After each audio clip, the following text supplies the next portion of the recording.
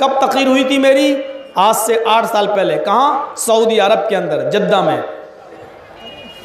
जो मैंने कहा था खड़ी मूर्ति और पड़ी मूर्ति, वो इतनी आग लगाई है कि आज एक लैपटॉप वाला मौलवी बस उसी को, क्योंकि आज पूरी बरेलवियत सोचने पे मजबूर है कि मौलवी ने बात तो सही कही है, अब ये बेचारे छछूंदर और चूहे उछल रहे हैं। गलत, मौलवी जर्जीस ने मजार को मूर्ति कह दिया, कब्र को मूर्ति कह दिया। क्या मौलवी जर्जीस का बाप कब्र पे जब दफन होगा, मर जाएगा, तो क्या मौलवी जर्जीस अपने बाप की कब्र को मूर्ति कहेगा? और सुन लो, ये केस चल चुका है मेरे ऊपर। मेरी कब्र को मूर्ति कहा, मौलवी जर्जीस को सजा दो, और फैसला मेरे हक में हुआ है। जज ने भी कहा कि बिल्कुल सही कहा। हिंदू जज को अकल आ गई, मुसलमान को अकल नहीं आ रही है। और जज ने जब हमसे पूछा कि आपने कब्र को मूर्ति क्यों कहा, आपने क्यों किसी की दिल की भावनाओं को भड़काया, तो मैंने कहा साहब इसमें भड़काने की क्या बात है, मैंने तो कब्र को मूर्ति नहीं कहा, मैंने कहा हिंदू खड़ी मूर्ति की पूजा करता है, मुसलमान पड़ी मूर्ति की करता है, मैंने ये कहा साहब। तो फिर उसका वकील कहता है देखो कब्र को पड़ी मूर्ति कहा।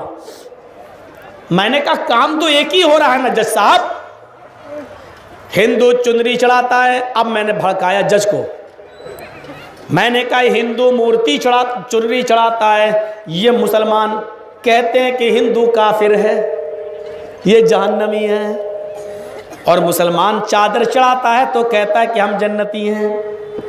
आप बताइए काम तो एक ही हो रहा है, एक जन्नत में जाए और एक जहन्नम में, एक स्वर्ग में एक नरक में, ये कैसे हो सकता है? जज भी सुन रहा है।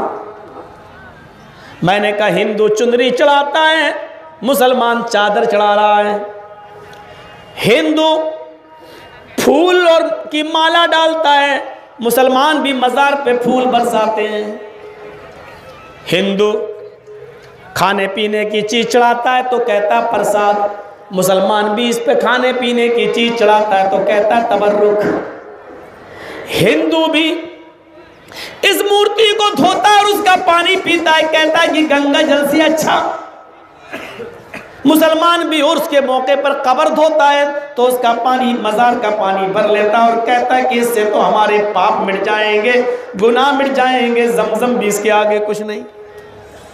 हमने कहा जज साहब जो काम इस मूर्ति पे हो रहे हैं वही इस पे हो रहे हैं, फर्क इतना है कि ये शंकर जी है, ये ख्वाजा गरीब नवाज है, ये शंकर की मूर्ति है, ये इनकी मूर्ति है। देखो फिर कह रहा है मूर्ति। जज ने कहा भाई गलत क्या है इसमें, क्या ऑब्जेक्शन है? आप अपने आप को जन्नती कह रहे हैं, फिर इन लोगों को जहन्नमी क्यों कहते हैं?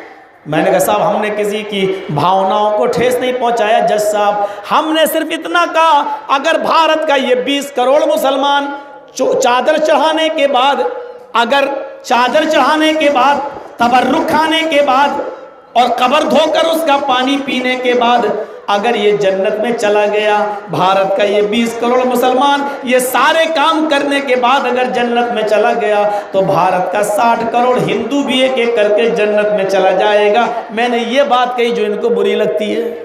जज ने कहा मुकदमा खारिज, हट, कुछ नहीं है इसमें दम, भग चल जाओ यहाँ से। और जानती वो अपने नबियों की कब्रों को सजदा कर रहे तो अल्लाह के रसूल ने क्या कहा था, आए अल्लाह, आए अल्लाह की लानत हो अल्लाह की यहूद व नसारा पर जिन्होंने अपने अपने नबियों की कब्रों को सजदा गाह बना लिया। और अपनी कब्र के बारे में क्या कहा था, अल्लाहुम्मा ला तजअल कब्री वसनन युअबद, आए अल्लाह मेरे मरने के बाद मेरी कब्र को बुत मत बना देना। क्या रसूल की कब्र भी बुत बन सकती थी?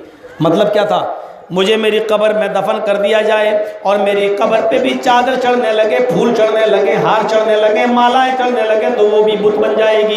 तो आए अल्लाह मेरे इंतकाल के बाद मेरी कब्र को बुत न बना देना। पता चला कि जिस कब्र पे हार चढ़ने लगे, फूल चढ़ने लगे, मालाएं चढ़ने लगे, वो कब्र बुत हो जाती है, मूर्ति हो जाती है। मौलवी जर्जीस ने बिल्कुल सही कहा, ये खड़ी मूर्ति है, पड़ी मूर्ति। आए चुन्नी घाट के लोगों और आए कटिहार से वाबस्ता लोगों, अगर तुम्हें भी किस्मत आजमाने का शौक है तो कटिहार में भी एक मुकदमा दर्ज करके देख लो मेरे ऊपर। हारोगे, अल्लाह की कसम हारोगे। केस में दम नहीं है तुम्हारे। मुसलमान भी मूर्ति की पूजा कर रहा है। हर वो कब्र जिस पे हार और फूल चढ़े मौलवी जर्जीस की नजर में मूर्ति है। जाओ, जो कह दिया मैंने, तुम्हें तौहीन लगती है लगती रहे, उससे बड़ी तौहीन नहीं है जो अभी 12 तारीख को तुमने जो हंगामे किए ईद मिलादुन नबी का जुलूस निकालते वक्त। आपके इलाके में, इंडिया ही की बात कर रहा हूं मैं, एक केक बनाया गया था। केक, उस केक पर ऊपर क्रीम से मोहम्मदुर रसूलुल्लाह लिखा गया था। जश्न मनाते वक्त ईद मिलादुन नबी का केक बनाया, केक पर मोहम्मदुर रसूलुल्लाह ऊपर क्रीम से लिखा, और फिर उसी मोहम्मदुर रसूलुल्लाह को छुरी से काटा गया। मोहम्मद की मीम को काटा, खिलाया, खाओ। हे को काटा, खिलाओ। फिर मीम को काटा, फिर दाल को काटा, फिर रे को काटा, फिर सीन को काटा, फिर वाव को काटा, फिर लाम को काटा, फिर अलिफ को काटा, फिर लाम को काटा, फिर लाम को काटा, फिर अलिफ को काटा, फिर हे को, ऐसे गोश्ते गए और एक एक लफ्ज काट काट के हैप्पी बर्थडे या रसूलुल्लाह कह के खिलाते गए।